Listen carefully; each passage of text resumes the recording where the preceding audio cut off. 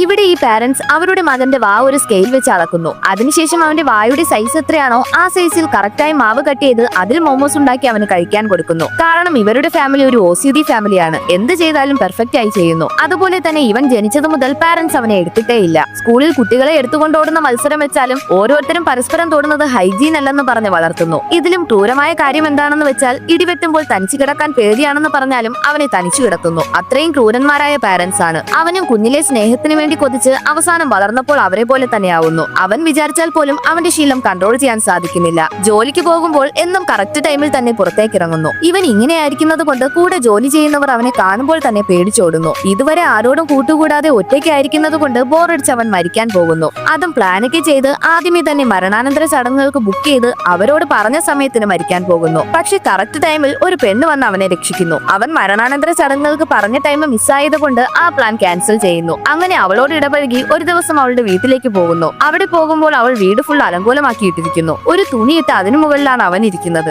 സമയം പോകുന്തോറും അവൻ ആ വീട്ടിലിരിക്കാൻ കഴിയാതെ അവളുടെ വീട് അവൻ ക്ലീൻ ചെയ്യാൻ തുടങ്ങുന്നു. അവൾ അവനോട് സംസാരിച്ചുകൊണ്ട് ഉറങ്ങിപ്പോകുന്നു. ഉണർന്നു നോക്കുമ്പോൾ സ്വന്തം വീട്ടിൽ തന്നെയാണ് ഉള്ളതെന്ന് അവൾക്ക് സംശയം തോന്നുന്ന രീതിയിൽ അവൻ ക്ലീൻ ചെയ്തിട്ടിരിക്കുന്നു. പക്ഷെ വീട് ഫുള്ള് ക്ലീൻ ചെയ്താലും അവളുടെ ഫേവറേറ്റ് ലിപ്സ്റ്റിക് കട്ട് ചെയ്തത് കൊണ്ട് ദേഷ്യം വന്ന് അവനെ വീട്ടിൽ നിന്ന് പുറത്താക്കുന്നു. കുറച്ചു നേരം കഴിഞ്ഞ് സോറി പറയുന്നതിനായി പുറത്തു വന്ന് നോക്കുമ്പോൾ അവൻ വീട്ടിലേക്ക് പോകാതെ അവളുടെ വീടിന് പുറത്ത് തന്നെ നിൽക്കുന്നു. പിണങ്ങി നിൽക്കുന്നതാണെന്ന് വിചാരിച്ച് പോയി നോക്കുമ്പോൾ അവൻ 8 മണിയാവുന്നത് വരെ വെയിറ്റ് ചെയ്തതാണ്. ഇപ്പോൾ കറക്റ്റ് 8 മണിയായ അടുത്ത സെക്കൻഡിൽ തന്നെ തന്റെ വണ്ടിയും എടുത്തു പോകുന്നു.